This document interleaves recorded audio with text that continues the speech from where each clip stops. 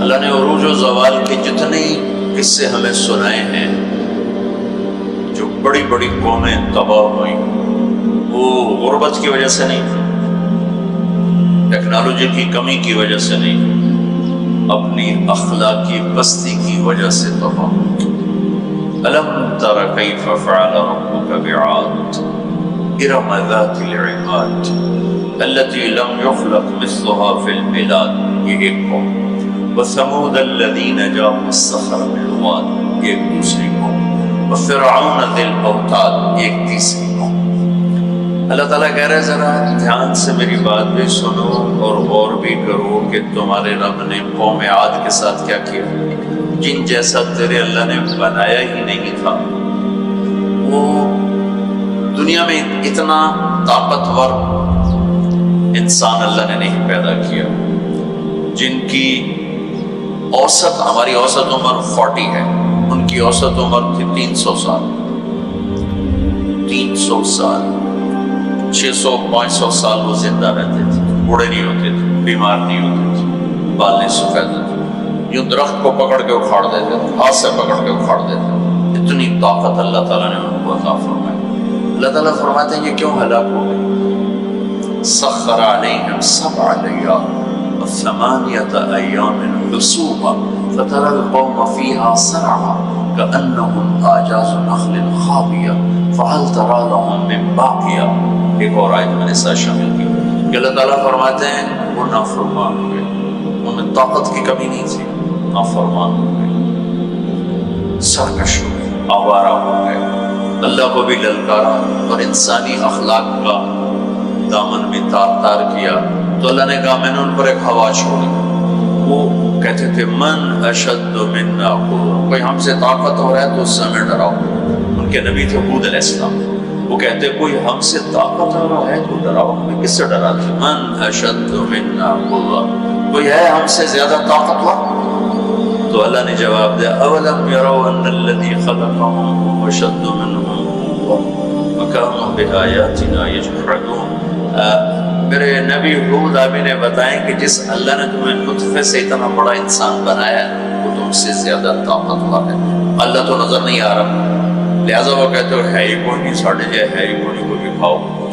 جب وہ اکڑتے ہی گئے تو اللہ نے ایک ہوا چھوڑ دی۔ 7 لیال و 8 ایام، 7 راتیں اور 8 دن، اور اس کائنات کی سب سے طاقتور مخلوق ہوا ہے، سب سے طاقتور۔ جب اللہ تعالیٰ نے زمین پیدا کی تو یہ امبیلنس تھی، تو اللہ تعالیٰ نے پہاڑ گاڑے تو بیلنس ہو گئی۔ فرشتوں نے کہا یا اللہ پہاڑ سے کوئی طاقتور مخلوق ہے؟ تو اللہ نے کہا لوہا، اسے کاٹ دیتے۔ تو فرشتوں نے پوچھا یا اللہ لوہے سے طاقتور کوئی مخلوق ہے؟ تو اللہ نے فرمایا آگ ہے جو اسے پگھلا دیتی۔ تو فرشتوں نے پوچھا یا اللہ آگ سے طاقتور کوئی مخلوق ہے؟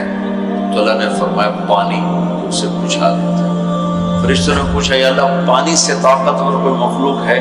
تو اللہ نے فرمایا ہوا ہے جو اسے بخارات بنا کے اڑا دیتی۔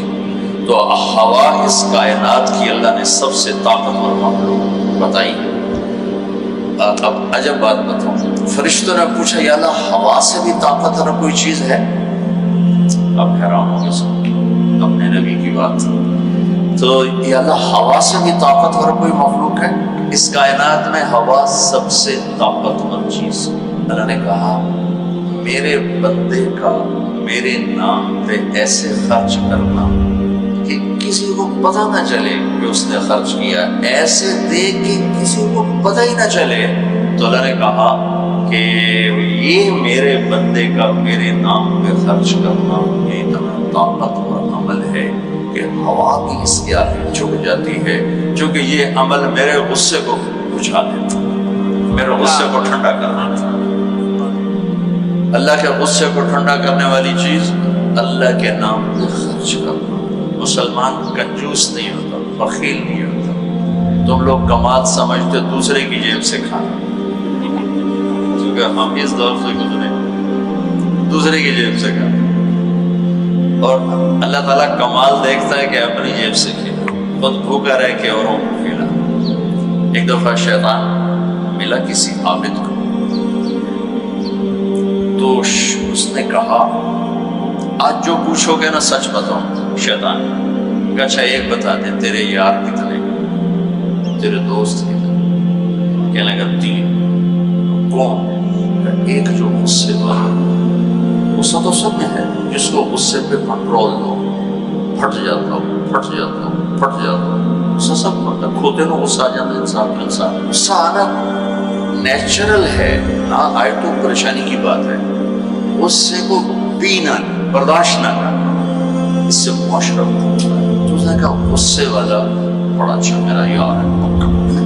دوسرا نشہ کرنے والا, شراب پینے والا میرا بڑا کھٹا یار. اور تیسرا بخیل کنجوس میرا بڑا یار. بڑی عجیب بات کیا ہے, اگر بدقسمتی سے یہ تینوں باتیں کسی میں اکٹھی ہو جائیں کہ وہ کم وقت غصہ بھی میں بھی پھٹتا ہوں, شراب بھی پیتا ہوں, بخیل بھی ہو تو پیر ہوتا ہے تو میں مرید ہونا ہے پیر سے.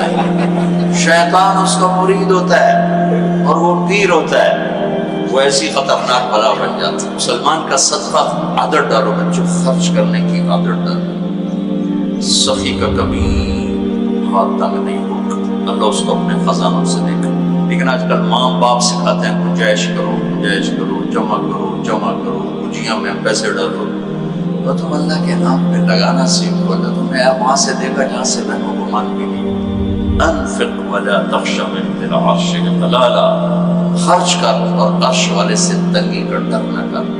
اس مراد فضول خرچی نہیں, اللہ کے بندوں پہ خرچ کر, ضرور بندوں پہ خرچ کر. تو اللہ کے نام پہ صدقہ اس کائنات کی سب سے طاقتور چیز جو کہ ہوا ہوگی سے اوپر اللہ نے بیان کیا. اور اللہ نے کہا یہ تیرے رب کے غصے کو ٹھنڈا کر دیتا. اللہ نے ہوا چھوڑی اور اس قوم کو تہس نہس کر. ان کے قد ہوتے تھے 50 فٹ 60 فٹ 40 فٹ کے قد ہوتے, اور ہوا نے ان کو ایسے اٹھا بگولا چلتا رہا ایسے. تو آپس میں ان کے سر ٹکراتے یہاں تک کھوپڑیاں پھٹ گئیں, ان کے دماغ نکل گئے. پھر پٹوں کے زمین پر مارا, دھڑ الگ ہو گئے, سر الگ ہو گئے. اس کے پیچھے تباہی کی وجہ نہ پیسے کی کمی نہ ٹیکنالوجی کی کمی. وَثَمُودَ الَّذِينَ جَابُوا الصَّخْرَ بِالْوَادِ. اللہ نے کہا ایک اور قوم آئی جنہیں پتہ چلا کہ ہود علیہ السلام کی قوم پر ہوا چلی تھی, لہٰذا ہم کیا کریں گے, ہم پہاڑوں میں گھر بنائیں گے. تو وہ سعودی عرب میں وہ علاقہ میں نے دیکھا ہے جہاں انہوں نے پہاڑ کھود کے گھر بنائے. پہاڑ کھود کے اندر پورا پہاڑ کھودا ہوا, بیچ میں گھر.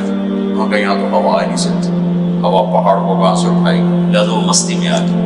وَثَمُودَ الَّذِينَ جَابُوا الصَّخْرَ بِالْوَادِ. پھر وہ للکارنے لگے, لیا ہوا. تو اب وہ اللہ کو عاجز سمجھا. تو اللہ نے کیا کیا, فَانظُرْ كَيْفَ كَانَ عَاقِبَةُ مَكْرِهِمْ أَنَّا دَمَّرْنَاهُمْ وَقَوْمَهُمْ أَجْمَعِينَ فَتِلْكَ بُيُوتُهُمْ خَاوِيَةً بِمَا ظَلَمُوا إِنَّ فِي ذَلِكَ لَآيَةً لِقَوْمٍ يَعْلَمُونَ وَأَنجَيْنَا الَّذِينَ آمَنُوا وَكَانُوا يَتَّقُونَ. کیا کیا اللہ تعالیٰ نے, ایک فرشتہ بھیجا جس نے اگر ایک چیخ ماری, آواز بہت طاقت ہے, ساؤنڈ سے کتنی تباہی آتی. اس نے ایک چیخ ماری, ان کے کلیجے سب کے پھٹ گئے, چہرے ان کے نیلے پڑ گئے, اور وہ ایک دن میں سارے اللہ تعالیٰ نے مٹی کا ڈھیر بنایا, انہیں دفن کرنے والا کوئی نہ بچا. یہ کیسے تباہ ہوئے؟ ان کی تباہی کے پیچھے نہ ٹیکنالوجی کی کمی ہے نہ طاقت کی کمی. ایک تیسری قوم فرعون ذی الاوتاد. فرعون جو اس زمانے کا اتنا بڑا بادشاہ تھا کہ انسانی تاریخ میں صرف ایک انسان پیدا ہوا ہے جس نے کہا میں رب. یہ بات دنیا میں کسی نے نہیں کی. سجدہ تو مسلمان بادشاہ بھی کرواتے تھے, یہ مغلوں کو سجدے ہوتے تھے, ہمارے مغلیہ بادشاہ تھے, اورنگزیب نے آ کر اسے ختم کیا. تو سجدے تو مسلمان بادشاہوں کو بھی ہوتے رہے اور کافروں کو بھی ہوتے رہے, لیکن میں ہی رب ہوں یہ بات ایک انسان نے کی, وہ ہے فرعون. فَقُلْ هَلْ لَكَ إِلَىٰ أَن تَزَكَّىٰ وَأَهْدِيَكَ إِلَىٰ رَبِّكَ فَتَخْشَىٰ فَأَرَاهُ الْآيَةَ الْكُبْرَىٰ فَكَذَّبَ وَعَصَىٰ ثُمَّ أَدْبَرَ يَسْعَىٰ فَحَشَرَ فَنَادَىٰ فَقَالَ أَنَا رَبُّكُمُ الْأَعْلَىٰ. کہنے لگا میں سب سے بڑا رب ہوں. یہ صرف ایک انسان کا نام. کتنی اللہ نے اس کو طاقت بخشی. بچے ذبح ہو رہے ہیں, کوئی اف نہیں کر سکتا, اف نہیں کر سکتا, کوئی جلوس نہیں نکال سکتا. بچہ پیدا ہوتا ہے ذبح کیا جا رہا ہے, پیدا ہوتا ہے ذبح, بچیاں چھوڑی جا رہی, بچے ذبح کیا. نقتل ابناءهم ونستحيي نساءهم وإنا فوقهم قاهرون. سارا قرآن سے آپ کو بتا. تو وہ اس زمانے کی سب سے بڑی ٹیکنالوجی, سب سے بڑی طاقت. یہاں کیا زوال ہے؟ اخلاقی پستی. سمود میں کیا زوال ہے؟ اخلاقی پستی. عاد میں کیا زوال ہے؟ اخلاقی پستی. کسی قوم کا سب سے بڑا سرمایہ اس کے اخلاق ہوتے ہیں. ٹیکنالوجی ثانوی چیز ہے, سونے چاندی کی کانیں, تیل کے خزانے, یہ دوسرے نمبر کی چیز ہے. سب سے پہلا سرمایہ وہ آپ کے ہی سلوک اور آپ کے عالی اخلاق, آپ کا اچھا کردار, آپ کی حیا والی زندگی, آپ کی کردار والی زندگی. یہ میرے ملک کا سب سے بڑا سرمایہ ہے. اگر میری نسل کے اخلاق بگڑ گئے, حیا کی چادر تار تار ہو گئی اور ناشگانہ زندگی میں داخل ہو گیا اور وہ ثقافت بن گئی, تہذیب بن گئی, تو اس قوم کے ہلاک ہونے کو کوئی نہیں بچا سکتا. کہ آسمان والے کا فیصلہ اترتا ہے, جب آسمان والا فیصلہ کرتا ہے تو زمین کی ٹیکنالوجی اسے بچا نہیں سکتی. فرعون نے بھی کہا قوم فاتنا بما تعدنا ان كنت من الصادقین. نوح علیہ السلام کی قوم نے کہا نوح علیہ السلام سے, لاؤ کدھر ہے تیرے رب کا عذاب, فاتنا لے کے آؤ, کدھر ہے تیرے رب کا عذاب. انما یاتیکم بہ اللہ ان شاء وما انتم بمعجزین. اللہ جب لائے گا تو پھر کچھ کر نہیں سکو. ایک تندور سے پانی نکالا اور ساری نسل کو اللہ نے پانی میں پکا دیا, ساری نسل. تو میں آپ کے سامنے اپنی بات کو مدلل کر رہا ہوں قرآن پاک سے کہ قوموں کے زوال اور عروج کا تعلق ٹیکنالوجی سے تھوڑا ہے اور اخلاقیات سے زیادہ ہے. اخلاقی پستی کسی بھی قوم کے زوال کا سب سے بڑا سبب ہے. اخلاقی بلندی کسی بھی قوم کے عروج کا سب سے بڑا سبب. فرعون نے بچے ذبح کیے, بچیوں کو چھوڑا, عبرت کا نشان بنا دیا. سولی سب سے پہلے اس نے ایجاد کی, اور پھر میرے رب نے فَأَخَذْنَاهُ وَجُنُودَهُ فَنَبَذْنَاهُمْ فِي الْيَمِّ. آگے سمندر, پیچھے فرعون, بیچ میں موسیٰ علیہ السلام کی قوم. تو کہنے لگے مروا دیا موسیٰ, مروا دیا. تو آگے سمندر, پیچھے فرعون کا کہا جاؤ تو پانی پیچھے کو فرعون 10 روٹا ان کے لے جاتا. تو موسیٰ علیہ السلام نے کہا کہ اللہ ڈرو نہیں, ان معی ربی. آپ کو جب تقابل کر کے دکھاؤں, موسیٰ علیہ السلام 40 سال رہے اپنے قوم کے ساتھ, 2 نبی, ایک موسیٰ ایک ہارون, اور اپنا سب کچھ قربان کیا. جب آگے سمندر دیکھا, پیچھے فرعون دیکھا, تو انہیں نہ موسیٰ یاد رہے نہ ہارون یاد رہے, انہیں اپنے پڑ گئے. انا لمدرکون, موسیٰ مروا دیتا ایسا, یا آپ ہمارے رسول ہیں, آپ ہمارے نبی, آپ کا کیا بنے گا, کوئی فکر نہیں. ہارون کا کیا, انسان اپنی پہ گئے, ان مروا دیا تو انہیں موسیٰ. تو انہوں نے کہا کلا ان معی ربی سیہدین. ہرگز نہیں, میرا اللہ میرے ساتھ ہے, مجھے راستہ دکھائے گا. لیکن کلا میں ایک اشارہ ہے کہ تمہیں مرنا ہی چاہیے, یا تمہیں فرعون مارے یا تمہیں پانی مارے. لیکن چونکہ میرا اللہ میرے ساتھ ہے تو انشاءاللہ مجھے راستہ ملے گا, تمہیں بھی مل جائے گا, میری تو فیض تمہیں بھی مل جائے گا. تو جب وہ بالکل قریب آ گیا تو اللہ نے کہا فضرب بعصاک البحر. لاٹھی مار.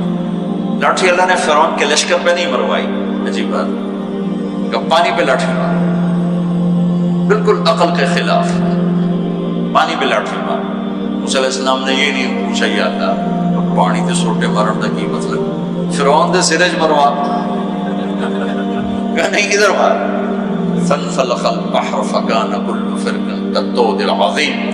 میرے رب کی قدرت, ایک دم اس لاٹھی سے ٹھوٹے مارتا سمندر 12 راستوں میں تبدیل ہو گیا, اور سارا پانی ایسے سیمنٹ کی دیوار بن کے کھڑا ہو, کوئی جنبش نہیں. اور 12 قبیلے تھے, 12, تو ہر قبیلہ ایک راستے پہ پانی میں انٹر ہو, بڑی بڑی دیواریں. اب ان کو پریشانی شروع ہو گئی کہ پتہ نہیں نال دینا کی آ رہی. تو اللہ تعالیٰ نے پانی کو ٹرانسپیرنٹ کر دیا. جب پہلے ہوتا ہے لیکن نظر نہیں آتا تھک ہو, تو اللہ تعالیٰ نے دکھانا شروع کر دیا. تو وہ جا رہا ہے, وہ جا رہا ہے, وہ جا رہا ہے, سب جا رہے. سب پار نکل گیا تو فرعون کنارے پر آ گیا، انٹر ہوا، اس کے ساتھ اس کا لشکر انٹر ہوا۔ اللہ نے پانی کو حکم دیا تو پانی دوبارہ حرکت میں آیا، سارا لشکر اس کے اندر ڈوبا غرق ہوا۔ کہنے لگے ہمیں اعتبار نہیں، دکھاؤ واقعی مر گیا۔ پانی کی موج نے اٹھایا اور باہر پھینک دیا۔ موت کو دیکھ کے نبی بھول گیا 40 سال جنہوں نے محنت کی۔ ہمارے نبی ہجرت کے لیے گھر سے نکلے، جمعہ کی رات، 27 صفر نبوت کا 14واں سال اور جمعہ کی رات۔ تو ابو بکر رضی اللہ تعالیٰ عنہ نے عرض کی یا رسول اللہ میں نے ایک غار ڈھونڈا ہوا ہے، وہاں چل کے چھپتے ہیں، پھر جب ہماری طلب کوئی ختم ہو جائے گی پھر ہم نکلیں گے۔ چلو اب کبھی آگے چلیں کبھی پیچھے، کبھی ہمارے نبی کے آگے ہوں کبھی پیچھے ہوں، کبھی آگے ہوں کبھی پیچھے ہوں۔ تو آپ نے فرمایا کہ ابو بکر یہ کیا کرو، کبھی آگے کبھی پیچھے، کبھی آگے کبھی پیچھے۔ تو کہنے لگے یا رسول اللہ اخاف الرصد فامشی امامک اخاف الطلب فامشی خلفک۔ یا رسول اللہ جب مجھے یہ خیال آتا ہے کہ آگے کوئی دشمن چھپا ہوا وار نہ کر دے تو میں آگے چلتا ہوں کہ وار میرے اوپر پڑے آپ پہ نہ پڑے، اور جب مجھے خیال آتا ہے کہ پیچھے سے آ کے حملہ نہ کر دے تو میں بھاگ کے پیچھے ہو جاتا ہوں کہ اگر کوئی وار کرے تو میرے اوپر ہے آپ پر نہ آئے۔ انا لمدرکون، ابو بکر کا عمل اور بنی اسرائیل کا عمل آپ فرق دیکھ رہے ہو۔ اگلے دن اچھا ہمارے نبی پنجوں پہ چل رہے تھے، پنجوں پہ، پورا پاؤں نہیں، اس زمانے میں کھوجی، جب تک کچی سڑکیں تھی یہ علم تھا، خود ہمارے گاؤں میں کھوجی تھے، گاؤں میں کھوجی، کچی سڑکوں پہ پاؤں کے نشان پر چلتے چلتے سینکڑوں میل چلے جاتے تھے۔ ہمارے دادا کے اونٹ چوری ہوئے ڈیرہ غازی خان، چوری ہونا کوئی بڑی بات نہیں تھی، بیزتی سمجھی جاتی تھی اس زمانے میں، کچھ فلانے سردار چوری ہو گئی تو کھوجی کو لے کر چلے میاں چنو کے پاس ہمارا گاؤں ہے، وہاں سے چلتے چلتے ڈیرہ غازی خان سے چوٹی پہنچے، پاؤں کا نشان دیکھتے دیکھتے، اور وہاں سے اپنے اونٹ لے کر واپس آئے۔ تو میرے نبی پنجوں پر چل رہے تھے کہ قدم کا نشان نہ پڑے، لہذا جب آپ پہاڑ کے قریب پہنچے، سیدھا پہاڑ ہے بالکل قارس اور ایسے، اب چڑھنے لگے تو انگلیاں اتنی درد کرنے لگی کہ آپ سے چڑھا نہیں۔ تو ابو بکر رضی اللہ تعالیٰ عنہ نے آپ کو کمر پہ بٹھایا اور کمر پہ بٹھا کے اس پہاڑ کو اوپر لے گیا۔ کبھی اللہ آپ کو لے جائے تو آپ دیکھنا کتنا اوکھا پہاڑ ہے جس پر ابو بکر اوپر لے کر آئے۔ پھر آپ کو باہر بٹھایا، آپ باہر بیٹھے، خود اندر تشریف لے گئے۔ اندھیرا تھا، ٹٹول کے سوراخ بند کرنے شروع کیے، روڑے پتھر سے۔ اب سوراخ باقی تھے اور روڑے ختم ہو گئے، تو اپنی پگڑی اتاری اور اس کو پھاڑ کے سوراخ بند کیے۔ پھر بھی سوراخ باقی تھے تو کرتا اتارا اور اس کو پھاڑ کے سوراخ بند کیے۔ پھر ایک سوراخ باقی رہ گیا، وہ جس میں سانپ تھا، اس کے اوپر اپنی ایڑی کو رکھ دی۔ پھر عرض کی یا رسول اللہ آپ تشریف لائے، آپ کو اندھیرے میں پتہ نہیں چلا کہ وہ کر کے نہ پگڑی ہے اور نہ کرتا ہے۔ جب تھوڑی روشنی ہوئی، صبح صادق ہوئی، روشنی ہوئی تو دیکھا ابو بکر کے نہ کرتا نہ پگڑی۔ تو آپ نے کہا ابو بکر تیرا کرتا پگڑی؟ یا رسول اللہ آپ یہ دیکھ رہی ہے سارے سوراخ تھے، مجھے خیال ہوا کوئی چیز آپ کو تکلیف نہ پہنچائے تو میں نے یہ سارے بند کر دیے۔ تو اس پر ایک دم میرے نبی کی آنکھیں بھر آئیں اور اب بے ساختہ روئے اور ہاتھ اٹھا کر رکھا، یا اللہ میں ابو بکر سے راضی ہوں، تو بھی اس سے راضی ہو جا اور اسے جنت میں میرا ساتھی بنا تھا۔ تو فوراً جبریل آئے اور عرض کی یا رسول اللہ، اللہ تعالیٰ فرما رہے ہیں کہ ہم ابو بکر سے راضی ہیں اور جنت میں آپ کا ساتھی بنانے کی بشارت دی۔ بنو اسرائیل کہہ رہے ہیں مروا دیا، اور ابو بکر کیا کر رہے ہیں آپ کو تو قبول کر کے بتا۔ پھر اگلے دن قریش کا کھوجی صرف انگلیوں کو پہچانتا غار سور کی طرف چل پڑا۔ جب وہ چلے تو میرے رب کا غیبی نظام حرکت میں آیا۔ اللہ نے ایک بیل اگائی، کافی کھلی جگہ، بیل اگائی، اس کے شاخوں کے اندر اللہ نے مکڑیوں کو حکم دیا، انہوں نے جالا بنا دی، ایک کبوتری نے آ کے انڈے دے دی۔ کھوجی ٹھیک دروازے پہ لے کے آ گیا کہ پاؤں کا نشان یہاں تک، تو اب ابوبکر کے دل پہ کیا گزر رہی تھی وہ قرآن بتاتا ہے. بنو اسرائیل کے دل پہ کیا گزری قرآن نے کہا انہیں اپنی پڑ گئی اپنے نبی کی بھول گئی. لیکن جب یہاں دشمن سر پہ پہنچا ہے تو ابو بکر کے دل پر کیا گزری اس کو قرآن بتاتا ہے. اذ یقول لصاحبہ لا تحزن ان اللہ معنا. جب ہمارے نبی نے اپنے ساتھی ابو بکر سے کہا غم نہ کر اللہ ہمارے ساتھ ہے, غم نہ کر اللہ ہمارے ساتھ ہے. یہ غم کا لفظ ہے, خوف کا لفظ نہیں کہ ڈر نہیں, اللہ ہمارے ساتھ ہے. اگر قرآن کہتا لا تخف ڈرو نہیں اللہ ہمارے ساتھ ہے تو ڈرو نہیں کا لفظ بتلاتا کہ ابو بکر کو اپنی پڑ گئی یار میرا کی بڑھنا. قرآن کہتا ہے غم نہ کر. ابو بکر کو اپنی ذات بھول گئی, اپنے نبی کا غم لگ گیا کہ یا اللہ میرے نبی کا کیا بنے گا, یا اللہ میرے نبی کا کیا بنے گا. تو اللہ تعالیٰ نے فرمایا اس ابو بکر کے سینے کو سامنے رکھ کر کہ اپنے حبیب کی زبان سے کہلوایا غم نہ کر اللہ ہمارے ساتھ ہے, اللہ ہمارے ساتھ ہے. پھر دونوں امتوں کا فرق بتانے لگا ہوں. بنو اسرائیل نے سمندر پار کیا, فرعون کو غرق ہوتے دیکھا اور ایک نبی آگے ایک پیچھے, دو رسولوں کے درمیان جا رہے ہیں. اور آگے ایک بستی میں دیکھا مروا علی قوم یعکفون علی اصنام اللہ, وہ ایک بت کی پوجا بتوں کی پوجا کر رہے تھے. اتنے ماٹھے تھے عقل کے بنو اسرائیل کہ پتھر کی پوجا ہو رہی. 40 سال نبی کی صحبت ہے, بڑے بڑے معجزے دیکھے, اور ابھی پانی پاؤں پہ لگا ہوا ہے. سمندر کو پھٹتے دیکھا, فرعون کو ڈوبتے دیکھا. موسیٰ علیہ السلام سے کہنے لگے اجعل لنا الہا کما لهم آلہہ. موسیٰ علیہ السلام جی ہماری ایک درخواست. کہنے لگے کیا ایو جائے خدا سانو ملے دے. ایسے میں انہوں پتھر ٹیک. اتنی چھوٹی عقل کے تھے کہ ایک لے دے ہمیں. تھوڑے جب بے عقل میں دنیا جو بھی کھیک ہوئی انہم قوم تجہلون. ہمارے نبی دنیا سے تشریف لے گئے, فوت ہوئے 12 ربیع الاول 7 جون 633 عیسوی 11 ہجری پیر کا. یہ تقریباً یہی ٹائم ہے, اس سے تھوڑا سا آگے, زور سے پہلے. اب دنیا سے تشریف لے گئے, انتقال فرما. صحابہ پہ عجیب و غریب کیفیت طاری ہو گئی. عمر رضی اللہ عنہ نے تلوار نکال لی, جو کہے گا اللہ کے نبی فوت ہو گئے قتل کر دوں گا. وہ فوت نہیں ہوئے, اللہ کے پاس گئے, واپس آئیں گے. ابوبکر صدیق کو پتہ چلا وہ عوالی ایک محلہ ہے, وہاں گئے ہوئے تھے اپنی بیگم کے پاس. وہاں سے دوڑتے ہوئے آئے, گھوڑے سے چھلانگ لگائی, گھر میں داخل ہوئے. بیٹی کی حضرت عائشہ کے گھر میں آپ کا انتقال ہوا. آپ کے چہرے سے کپڑا ہٹایا, ماتھا چوما, آنسو گرے اور طبت حیا و میتا. میرے محبوب آپ دونوں حالتوں میں پاک پاکیزہ خوشبودار ہیں. دنیا سے جانے کے بعد بھی اور دنیا میں رہتے ہوئے بھی. پھر تشریف لائے تو عمر کی آواز گرجدار, کوئی نہ کہے میرے نبی فوت ہو. ممبر پر آ کر کھڑے ہوئے کہا عمر بیٹھ جاؤ. عمر کہنے لگے میں نہیں بیٹھتا ہوں. کہنے لگے ایھا الناس من کان یعبد محمدا فإن محمدا قد مات.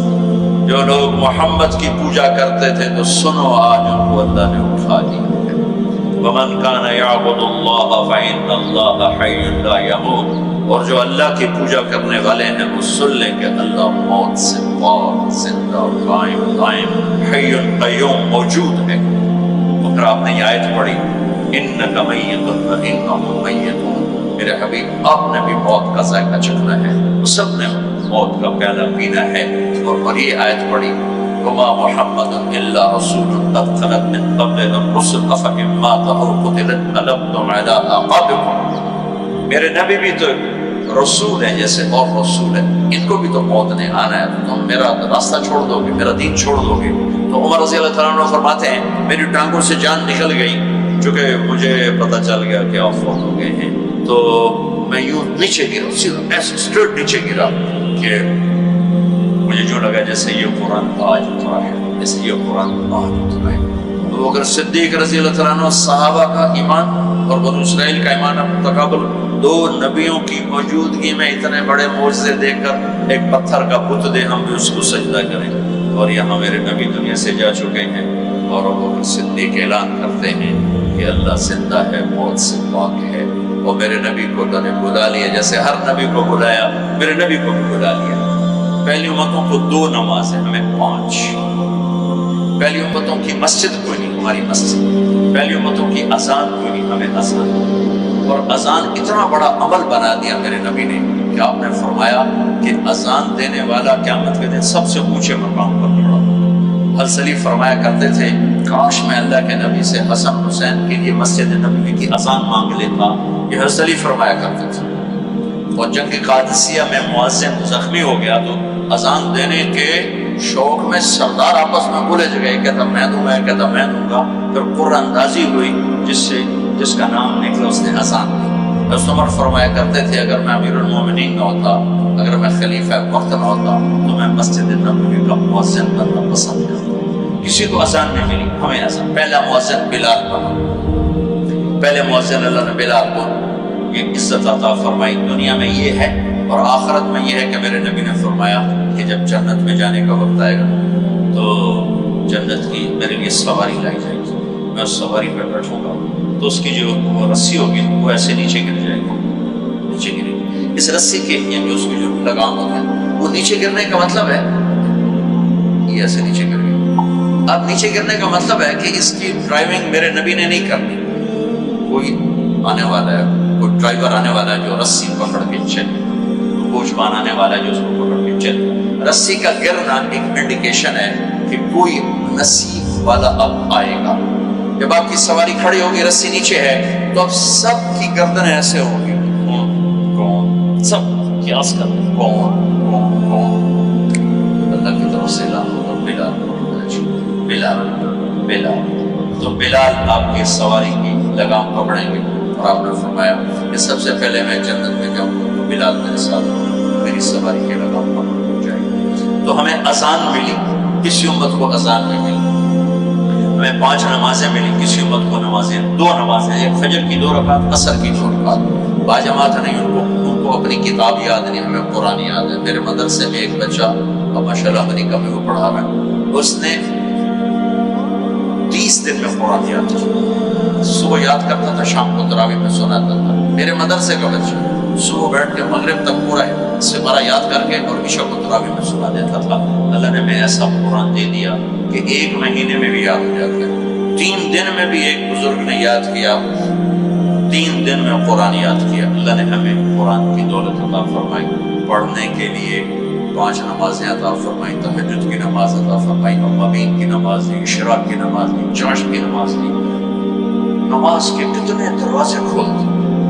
اور میرے نبی کی آخری نصیحت تھی میری امت نماز نہ چھوڑو، نماز نہ چھوڑو، نماز نہ چھوڑو.